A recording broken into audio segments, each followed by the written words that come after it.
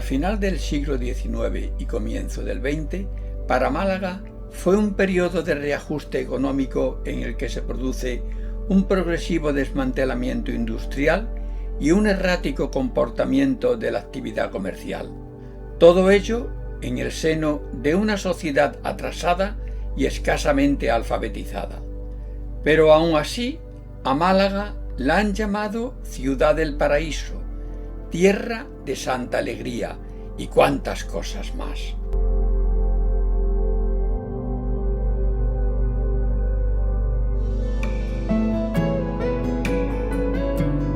Hoy Málaga tiene un cutis terso, con una población cercana a los 580.000 habitantes. Es la capital de la Costa del Sol. Ha tenido un gran desarrollo urbanístico durante las últimas décadas, hasta convertirse en la segunda ciudad de Andalucía y la sexta de España.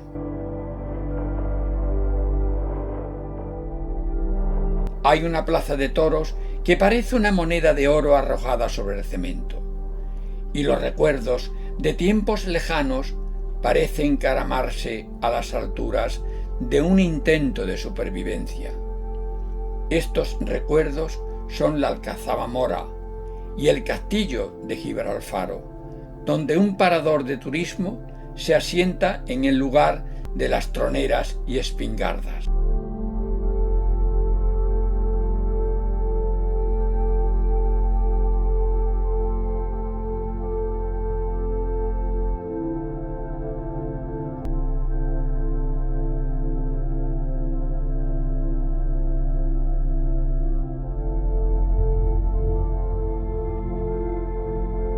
Cuánto tiempo transcurrido y qué vieja graciosa es ahora Málaga. Hay que ver cómo es esta ciudad y las cosas que pasan aquí. A la catedral le falta una torre de las dos que debía tener, y resulta que fue porque los fondos necesarios para terminarla se enviaron a subvencionar la independencia de los Estados Unidos de América.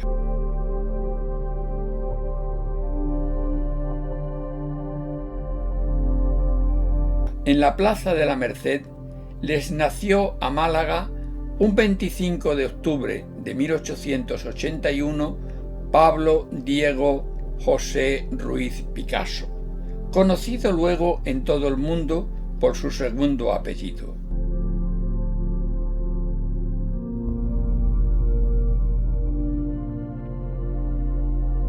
Situado en el Palacio de Buenavista, se puede visitar el Museo Picasso, inaugurado en 2003. Pinturas, esculturas y cerámicas de todos los periodos se pueden visitar a través de 14 salas.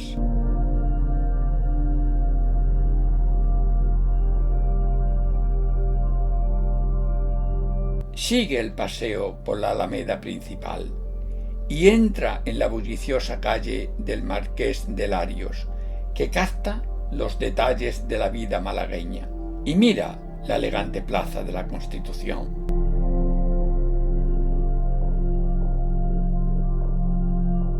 En Málaga hay hoteles confortables como el Málaga Alameda Centro, con un personal agradable. Siguiendo la avenida de la Aurora, la iglesia de San Pedro.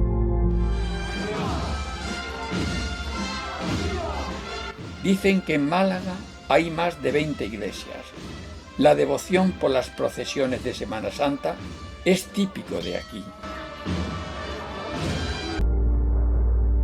El paseo marítimo Antonio Banderas sigue siendo escenario de los vestigios de un pasado industrial.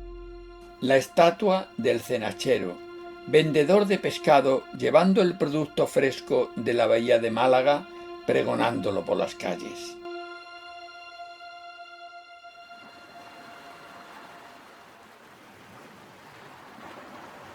La Farola es un faro situado en la entrada del puerto. Fue construido en 1817.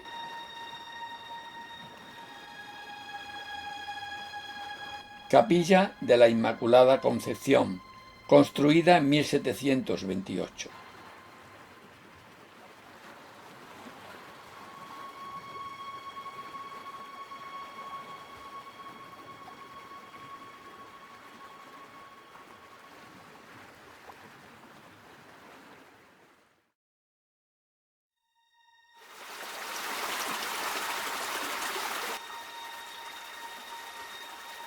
La Casa Consistorial de Málaga, también conocida como la Casona del Parque, es un edificio del siglo XX donde se encuentra la sede del Ayuntamiento de Málaga.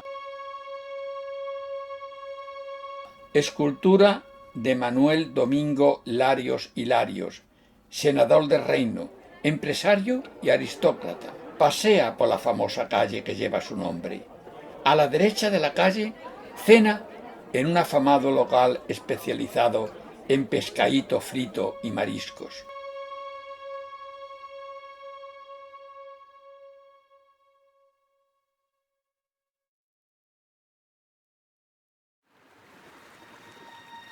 Y quédate con el recuerdo de los románticos atardeceres de la bahía de Málaga.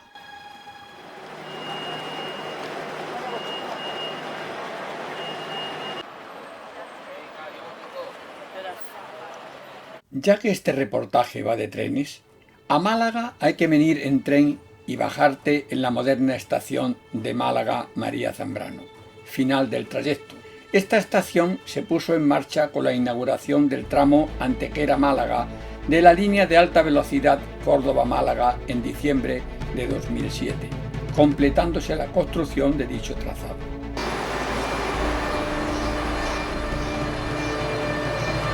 El 16 de junio de 2017 se abrió un enlace con la estación del metro del Perchel, inaugurada originalmente en julio de 2014 junto al resto de la red de metro, para así facilitar la movilidad entre esta y la estación de autobuses.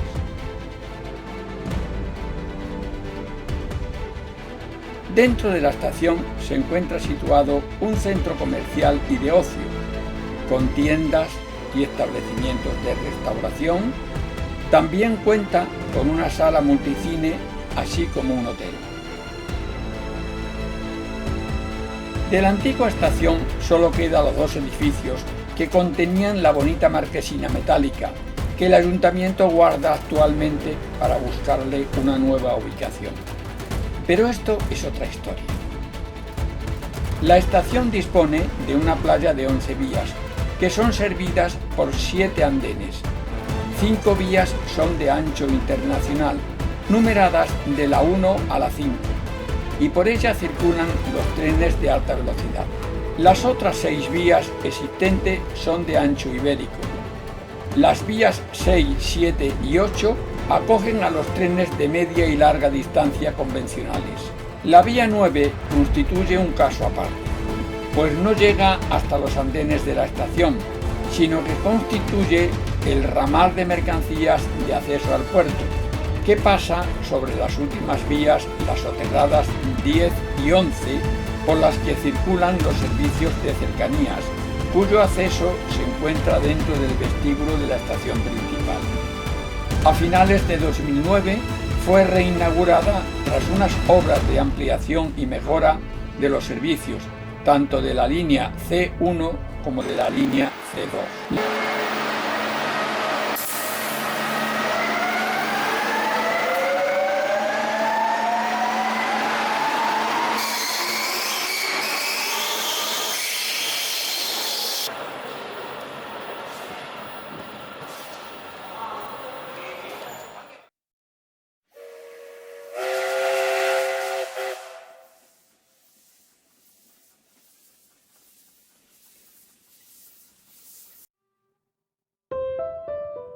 En Málaga entró el tren tras varias pugnas por la concesión de la línea. Al fin, Jorge Loring se hace con ella el 19 de diciembre de 1859, constituyendo en abril de 1861 la Sociedad del Ferrocarril de Córdoba a Málaga, que inició de inmediato las obras. Esta empresa se enfrentó a un duro trazado de la línea en la parte norte de la provincia de Málaga, donde es preciso atravesar las últimas estribaciones orientales de la serranía de Ronda. El tramo Málaga a Alhora se finaliza el 16 de septiembre de 1863 y la línea completa el 15 de agosto de 1865. En 1877 pasó a manos de la Compañía de Ferrocarriles Andaluces. La antigua estación de Málaga funcionó durante casi un siglo y medio. Constituía la terminal de la línea Córdoba-Málaga y permitía el enlace ferroviario de la ciudad con el resto de España, así como con el puerto malagueño. Inaugurada en 1865, la estación se encontraba situada en el punto kilométrico 192-389 de la citada línea. La estación de Málaga era de carácter terminal, construida en fondo de saco. Entre las vías y andenes se hallaban dos pabellones de doble piso que albergaban oficinas, despacho de billetes, salas de espera, etc. La playa de vías se encontraba cubierta por una marquesina metálica que también presidía la fachada. Con el tiempo se conformó a su alrededor un importante complejo ferroviario que disponía de numerosas instalaciones, como depósitos de locomotoras, talleres, cocheras, almacenes de mercancías y una extensa playa de vías. La estación de Málaga llegó a ser en su época una de las más importantes de Andalucía.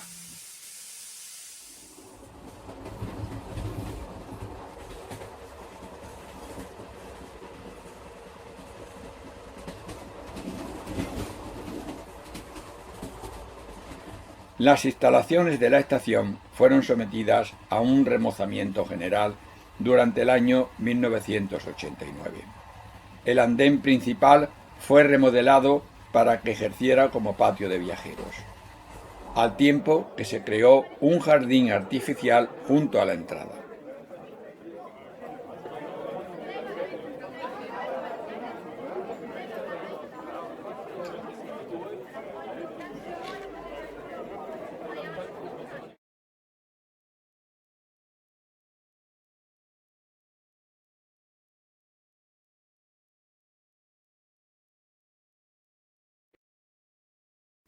El día 6 de mayo de 1875 se presenta en el Ayuntamiento de Málaga el primer proyecto de tranvía, consistente en vagones sobre ruedas que circulan por calles y tirado por mulas.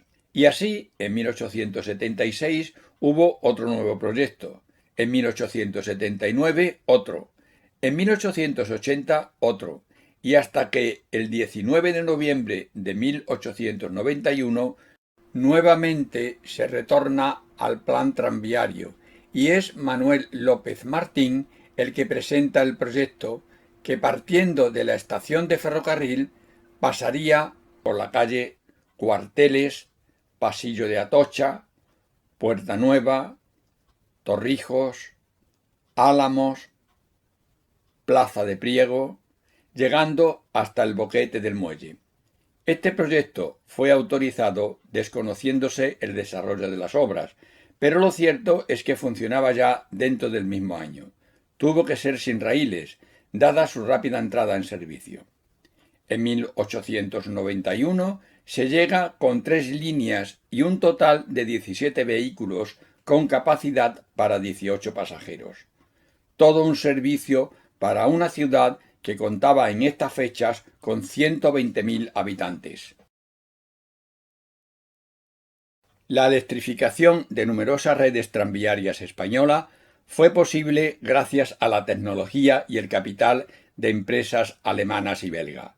Málaga no fue excepción, y la introducción del moderno sistema de tracción también fue posible gracias a la creación, el 12 de mayo de 1898, de la empresa Tramvais de Málaga Société Anonyme, filial del potente grupo germano-belga La Unión del Tramvay, presente en otras muchas ciudades españolas y europeas.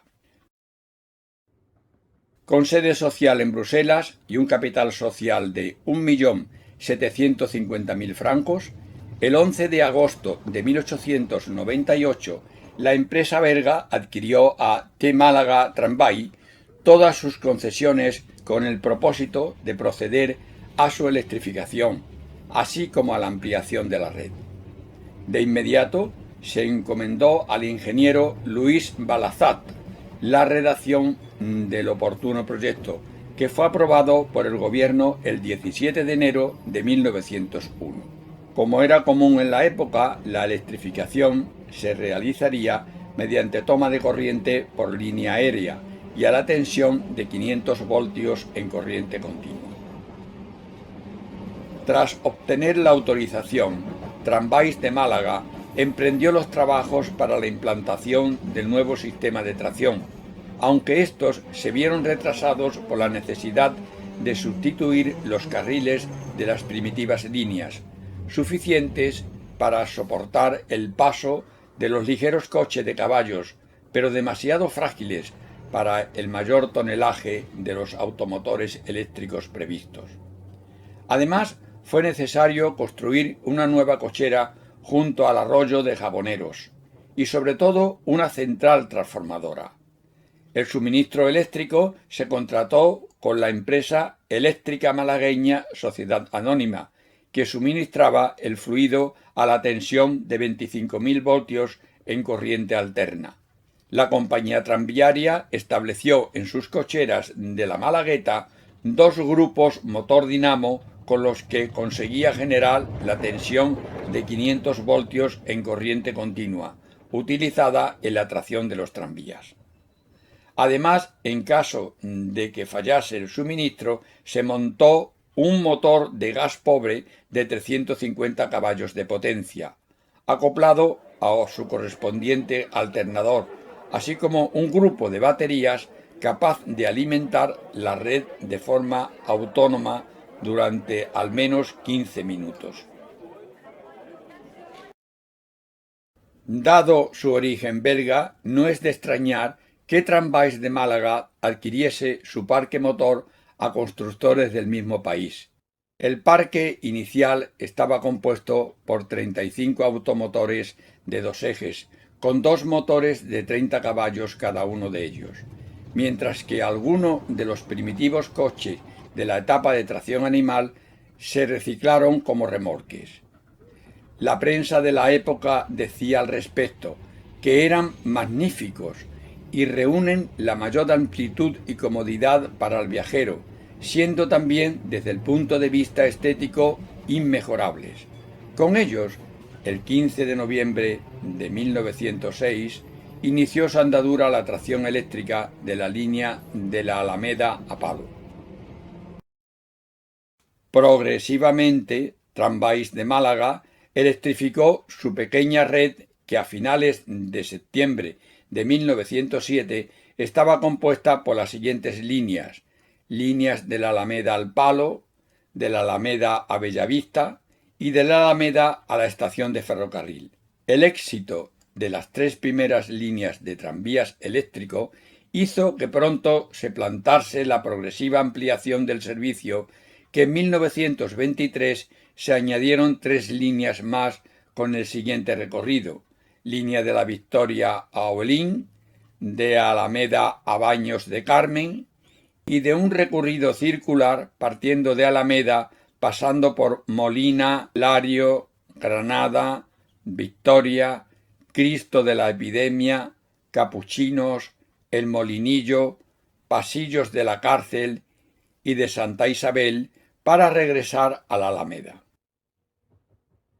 La red tranviaria de Málaga contaba en 1923 con una extensión de 21.651 metros y un parque de material móvil compuesto por 35 coches motores y 12 remolques. Este mismo año, en concreto el 3 de febrero de 1923, la empresa belga vendió sus acciones a la Sociedad Hidroeléctrica del Chorro, empresa impulsada por Rafael Benjumea Burín, conde de Guadalhorce, que poco después sería nombrado ministro de Fomento durante la dictadura de Primo de Rivera. Con esta adquisición, la empresa eléctrica se garantizaba el control de uno de sus más importantes consumidores. Tras el cambio de propietarios, la empresa también cambió su razón social, que pasó a convertirse en la Sociedad Malagueña de Tranvías. Sus nuevos responsables realizaron diversas inversiones para la mejora del servicio, como la sustitución de los carriles más deteriorados, la revisión de la línea aérea, la adquisición de 4 nuevos remolques y sobre todo la construcción en sus propios talleres de 2 coches motores realizados a partir de los repuestos disponibles en los almacenes de la compañía. Con ellos, los tranvías malagueños llegaron a transportar más de 8 millones de pasajeros en los años 20. A finales de esa década, la empresa tranviaria adquirió sus primeros autobuses, en principio con el fin de hacer llegar sus servicios a nuevos barrios, cuyas calles carecían de las vías necesarias para el servicio tranviario. Pese a que en sus primeros años la marcha del negocio fue aceptable, la década de los 30 no fue positiva para los tranvías, sobre todo tras la masiva supresión de la red parisina, más de 1000 kilómetros en apenas 6 años. Las modas de París son seguidas con interés en todo el mundo, y esta moda antitranviaria también recibió una calurosa acogida entre numerosas autoridades municipales. De este modo, ante el interés del Ayuntamiento de Málaga por suprimir los tranvías, la Sociedad Hidroeléctrica del Chorro propuso en 1933 la implantación de una línea de trolebuses desde Torremolinos hasta El Palo. De este modo, la empresa eléctrica, al mismo tiempo que atendía los deseos del municipio, seguía suministrando su energía al nuevo medio de transporte. Tras la Guerra Civil, la empresa tranviaria retomó su interés por los trolebuses, pero su precaria situación económica impidió la materialización del proyecto. De hecho, tras años sin poder repartir dividendos entre sus accionistas y sin siquiera poder atender a los intereses de sus obligacionistas, la Sociedad Malagueña de Tranvías fue incapaz de mantener el servicio, por lo que a partir del 1 de diciembre de 1949 fue directamente asumido por el consistorio. Tras la grave crisis que atravesaba la concesionaria, el ayuntamiento se hizo cargo de un servicio que, ante la falta de otras alternativas, en un país donde los combustibles líquidos y los neumáticos estaban fuertemente racionados, resultaba indispensable para garantizar la movilidad de los ciudadanos. En consecuencia, el consistorio realizó algunas inversiones de urgencia para intentar mantener el servicio seriamente afectado por la falta de mantenimiento que arrastraba desde la posguerra y que diariamente provocaban averías en el material móvil y la línea aérea que provocaban prolongadas paralizaciones. En todo caso, desde el primer momento, las autoridades municipales tenían clara su apuesta por la supresión del tranvía, por lo que no adquirieron nuevos vehículos de innovadora tecnología, como los PCC que en aquellos años se introdujeron en las calles de Madrid. En consecuencia, pese a que en los talleres se reconstruyó el coche número 61 con una carrocería de moderno aspecto, los malagueños continuaron viajando a bordo de tranvías con más de medio siglo de antigüedad.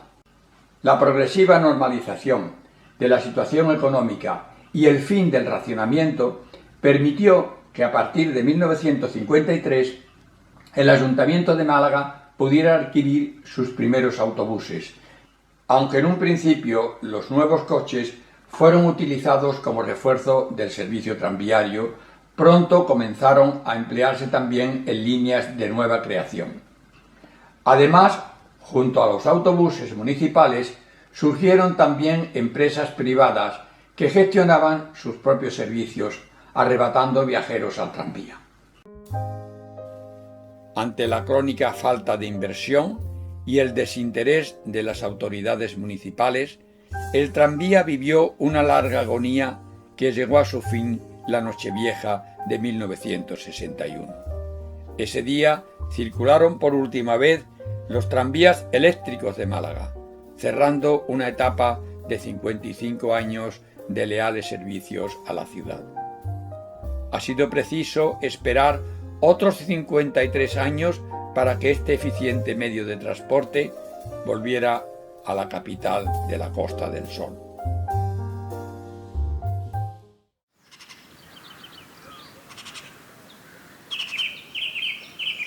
Monumento conmemorativo al último tranvía de Málaga, salvado del desguace en el año 1962.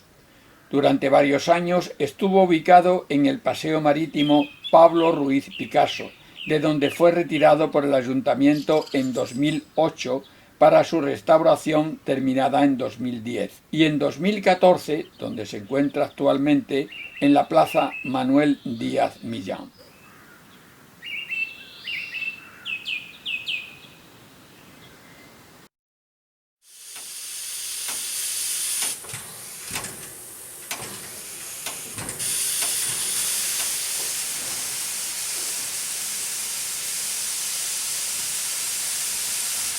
La Compañía de los Ferrocarriles Suburbanos de Málaga fue una empresa de capital belga fundada el 11 de marzo de 1905 para la construcción y explotación de ferrocarriles en las cercanías de Málaga.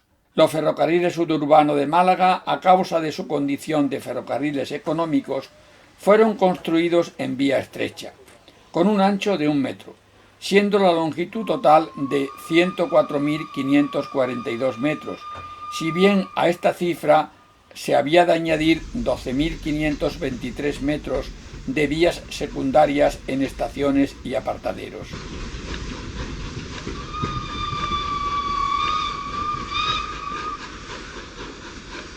La línea de Málaga a Vélez Málaga se inauguró el primer tramo hasta Torre del Mar el 22 de enero de 1908, llegando a Vélez Málaga 6 meses después.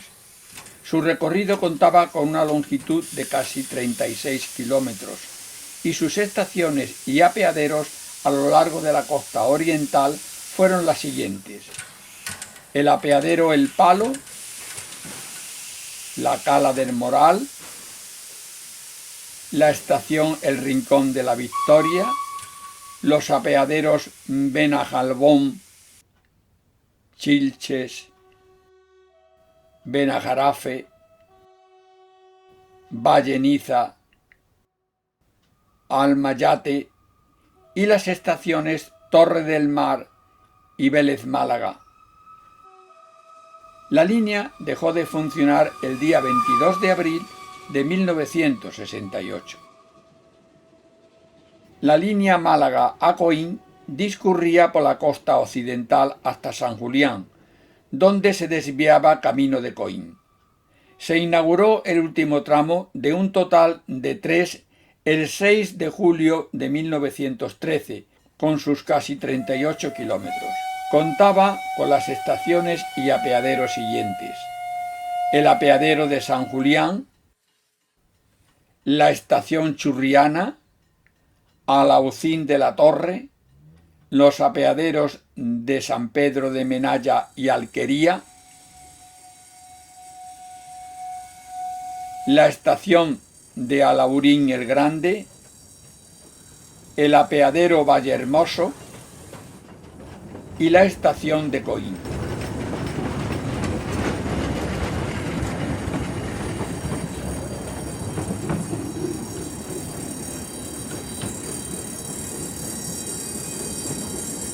La línea de Vélez Málaga a Ventas de Zafarraya fue la más ambiciosa. Su trazado discurría por el interior, adentrándose en la provincia de Granada, con una longitud de 31 kilómetros. El primer tramo, de Vélez Málaga a La Viñuela, fue inaugurado el 17 de julio de 1914. Alcanzó la estación de Periana el 14 de octubre de 1921 y llegó a Ventas de Zafarraya el 28 de agosto de 1922.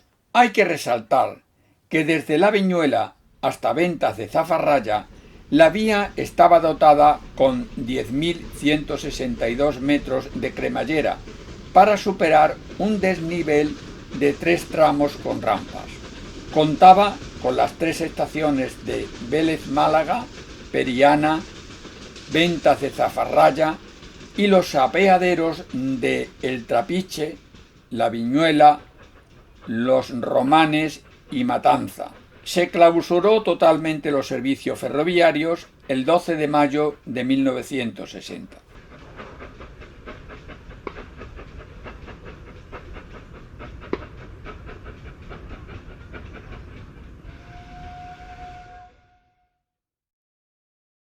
La antigua estación de la Compañía de Ferrocarriles Suburbanos de Málaga se localizaba en un edificio en la entrada al recinto portuario. Con la construcción de esta línea se construiría la definitiva estación principal de la compañía, localizándose su nuevo emplazamiento en la Plaza Suárez de Figueroa. A principios de julio de 1965 cesó el tráfico de esta línea, pero siguió manteniendo la actividad en el tramo de Málaga-San Julián, al ser utilizada por FEVE para el recorrido de la línea Málaga-Torremolinos-Fuengirola. Este edificio sirve como sede del Instituto de Estudios Portuarios.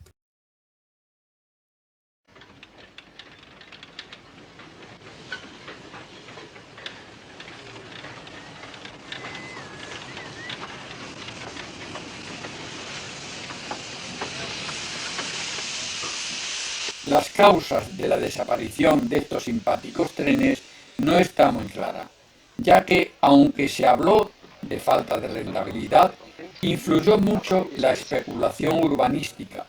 Hoy hubieran sido una gran atracción turística. Et mon oncle? Il fait la siesta. La voiture est là, c'est toujours ça. Oui, señorita.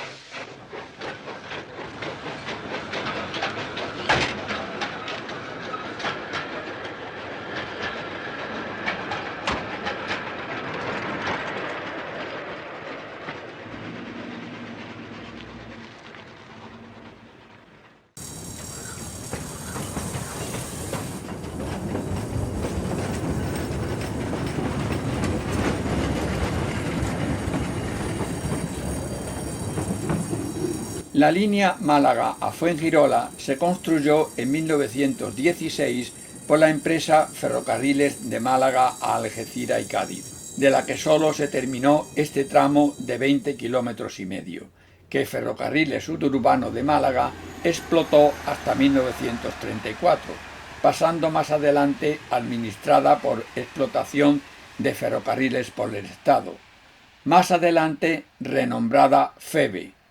Tras varios cierres y breves reaperturas, se puso en servicio de nuevo en 1958 hasta 1970. Este tren era conocido popularmente como la Cochinita y compartía el tramo desde el puerto de Málaga hasta San Julián, donde se bifurcaban las líneas. Por este motivo, durante el periodo en que la línea fue administrada por el Estado, tuvo que pagar peaje por la utilización del citado tramo a los ferrocarriles suburbanos de Málaga. A partir de 1970 sufrió una modernización para convertirse en línea de cercanías de la Costa del Sol y soportar el paso de trenes Talgo procedentes de Madrid y Córdoba hacia Fuengirola, siendo electrificada, cambiándose ancho métrico por vías de ancho ibérico, desdoblándose tramos y construyéndose túneles y estaciones subterráneas. El puente sobre el Guadalmedina fue puesto en servicio por la Compañía de los Ferrocarriles Andaluces en 1888, situado en el kilómetro 100 del ramal de acceso al puerto desde la estación principal de Málaga. En 1912, la construcción del ferrocarril de Málaga a Colín obligaba a un paso por el Guadalmedina, ya que la estación común de Suburbano de Málaga se ubicó en la actual plaza de la Marina. El paso de la vía sobre el Guadalmedina se tenía que hacer en paralelo de la línea de vía ancha. Esto forzó la renovación del antiguo puente de un solo tablero y su sustitución por el actual puente doble metálico de 74 metros de longitud, con un tablero para el ramal portuario de vía ancha y otro para el de vía métrica, común para las líneas de Coín y Fuengirola. El abandono de la vía estrecha dejó el puente sin servicio ferroviario, usándose hoy como puente de diversas acometidas de servicio portuario en el cruce sobre la rambla del Guadalmedina.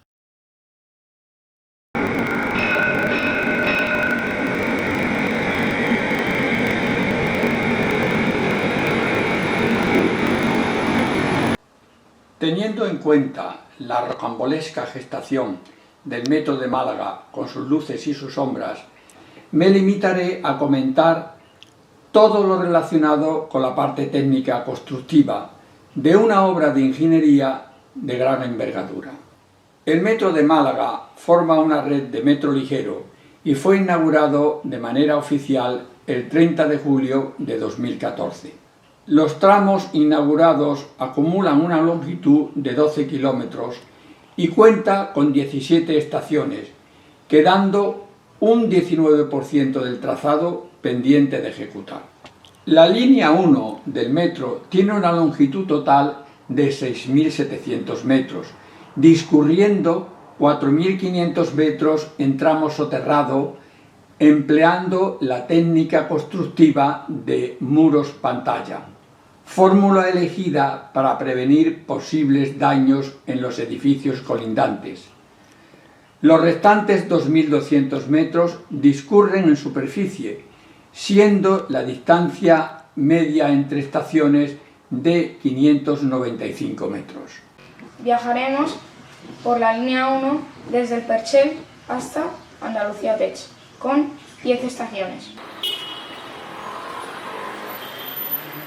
La ubicación de la estación El Perchel permite un cómodo intercambio entre ambas líneas sin necesidad de cambiar de andén, además de facilitar un acceso al AVE, a trenes de media distancia, a los regionales y a los de cercanías, así como a la estación de autobuses interurbanos.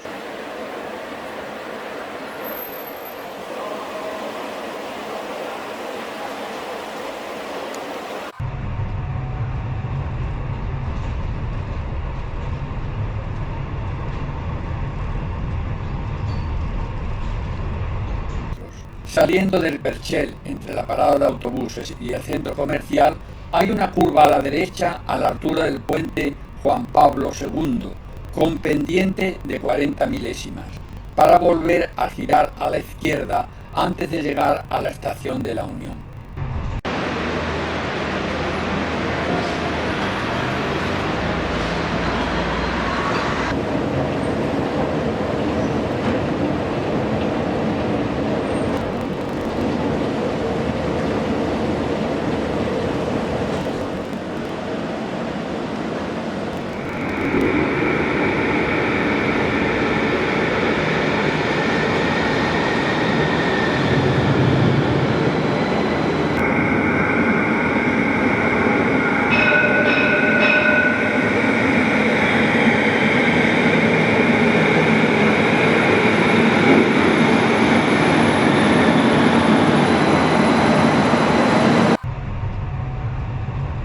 De la Unión se sigue por la calle homónima hasta llegar a la avenida Juan 23, con una fuerte curva a la derecha y una pendiente de 40 milésimas, y así seguimos hasta la estación de Barbarella.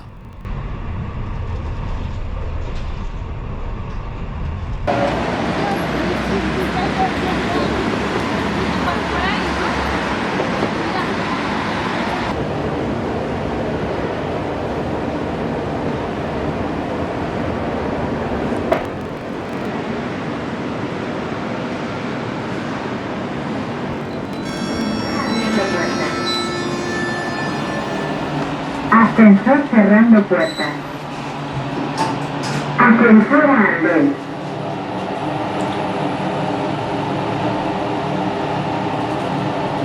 Andén. Ascensor a andén.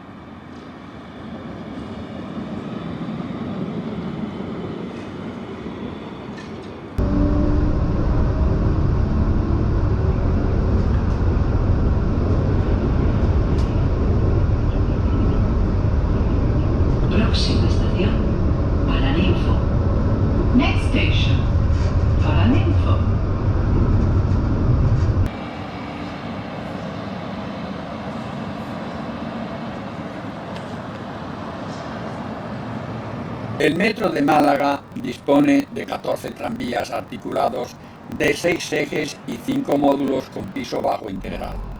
Son del modelo Urbos 3, construido por CAF con capacidad para 220 pasajeros, 172 de pie y 48 asientos.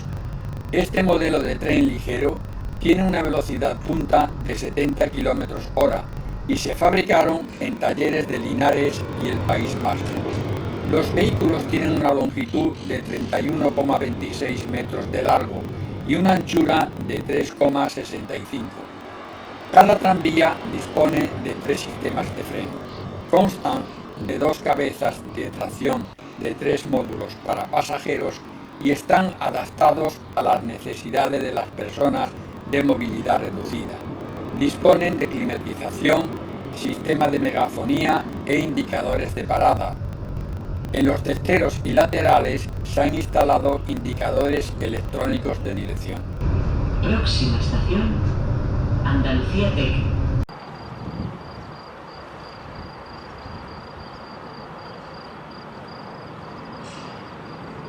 Las unidades del metro incorporan elementos decorativos representativos de Málaga, como el ojo fenicio de las jávegas malagueñas, colores y motivos picasianos y constelación de Tauro, que se asemeja al plano de esta red de metro.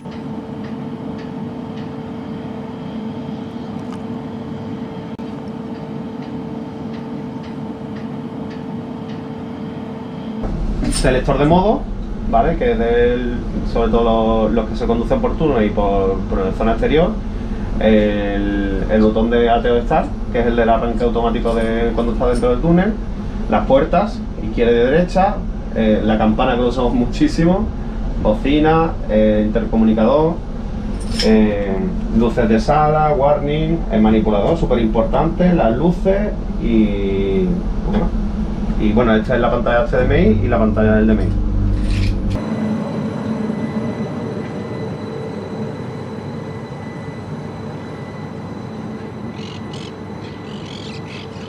El ancho de vía es el estándar, de 1435 milímetros, pero se ha utilizado 2 sistemas de vía. En el tramo subterráneo se ha utilizado vía ferroviaria sobre placa de hormigón, mientras que en el tramo de superficie se ha empleado vía tranviaria en placa con acabado de granito.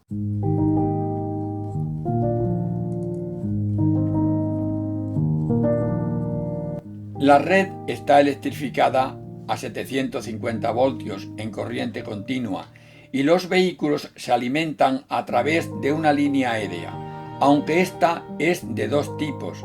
En las secciones al aire libre es del tipo tranviario, con suspensión sencilla y sustentada mediante ménsulas a una altura de 7 metros. En los tramos subterráneos se ha instalado una catenaria rígida suspendida en la bóveda del túnel.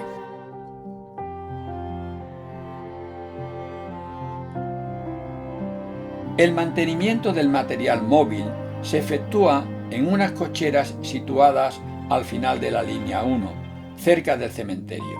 El depósito ocupa una superficie total de unos 68.000 metros cuadrados y dispone de 5 edificios y 18 vías. El edificio principal alberga los talleres con 5.740 metros cuadrados y su anexo de cochera con 4.520 metros cuadrados, mientras que los restantes 3 edificios están destinados a puestos de control central y oficinas, subestación eléctrica y estación de servicio.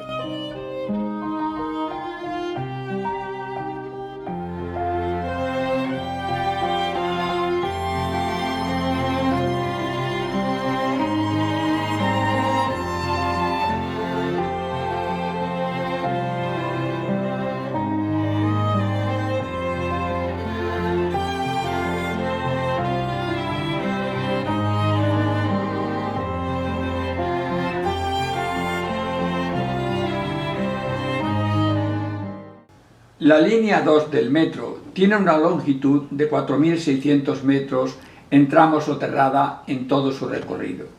La distancia media entre estaciones es de 608 metros. Viajaremos por la línea 2 desde el Perchel hasta Palacios de los Deportes, con 6 estaciones.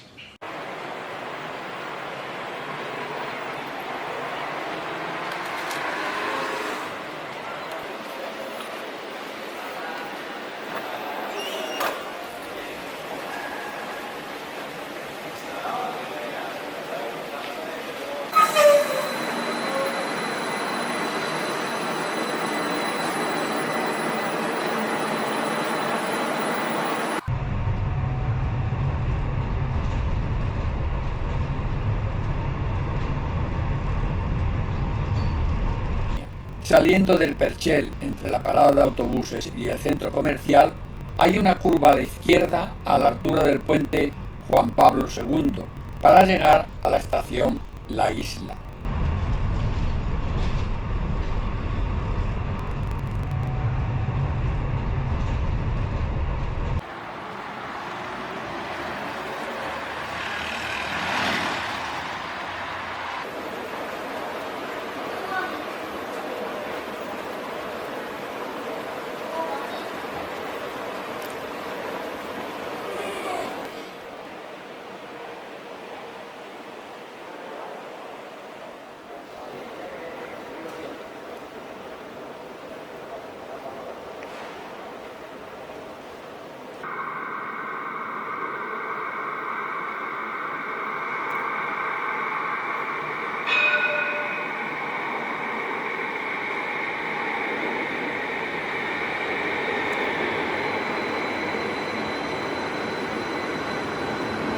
A la salida de la isla hay una fuerte curva a la derecha con un trazado recto siguiendo la calle Héroe de Sostoa hasta alcanzar la estación de Princes.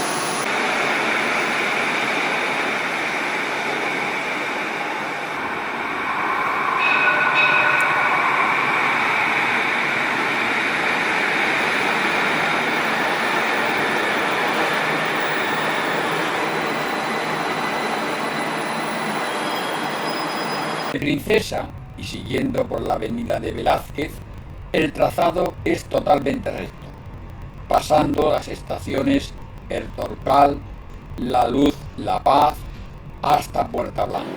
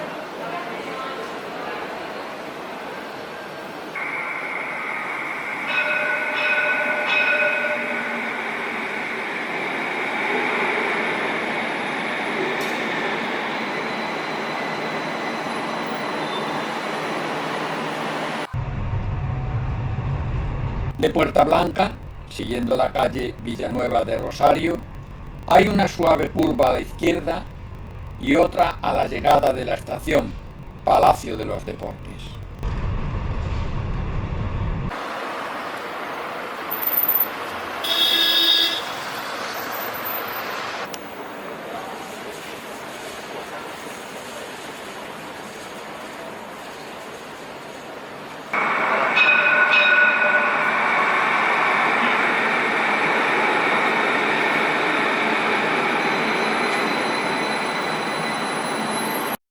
Mientras los trenes duermen, unos especializados operarios limpian y engrasan todas las partes móviles de las vías, así como la revisión de los anclajes y sustitución en caso necesario. El control geométrico de la vía es fundamental, controlando la galga en distintos puntos. Está previsto que las pruebas para asegurar la plena funcionalidad de todas las instalaciones y sistemas finalicen en otoño de 2022.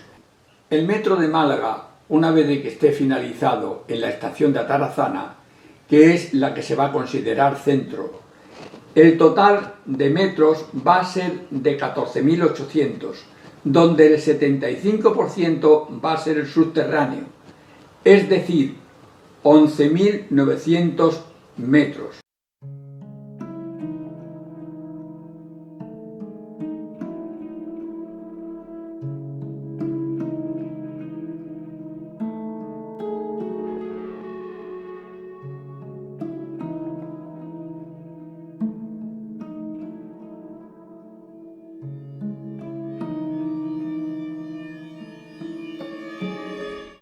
Una de las particularidades del metro de Málaga es la sección bifurcación a Guadalmedina, con 2.096 metros, que cuenta con un túnel de 2 pisos, donde las vías cambian alternativamente de nivel para facilitar las conexiones entre ambas líneas. El 22 de abril de 2022 se celebró el fin de obra de la estación Guadalmedina con la intervención técnica y política. Para las losas. Esta estación que se inaugura significa que estamos muy cerca del final de una obra que ha sido para muchos malagueños, para muchos comerciantes, una auténtica pesadilla.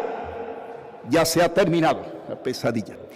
Y ahora acabo de inaugurar esta estación, Guadalmedina, que al igual que la de Atarazana ya está concluida a la espera de poder llenarse de gente, que es lo que queremos, y de trenes, ¿no? La puesta en servicio de este tramo, que permitirá a los usuarios acceder en metro hasta el corazón de la ciudad, va a suponer un salto cualitativo muy importante que doblará la demanda anual desde los casi 7 millones de viajeros actuales hasta los 14 millones. Pese a que el contrato inicial fue adjudicado por un costo total de 403 millones de euros, el sobrecoste de la construcción finalmente ha superado poco más del doble de lo que se presupuestó. Pero sin lugar a dudas, Málaga puede presumir de un moderno metro ligero, moderno en su diseño, tecnológicamente avanzado en sus prestaciones, cómodo y seguro, a la vez que rápido, fiable y accesible.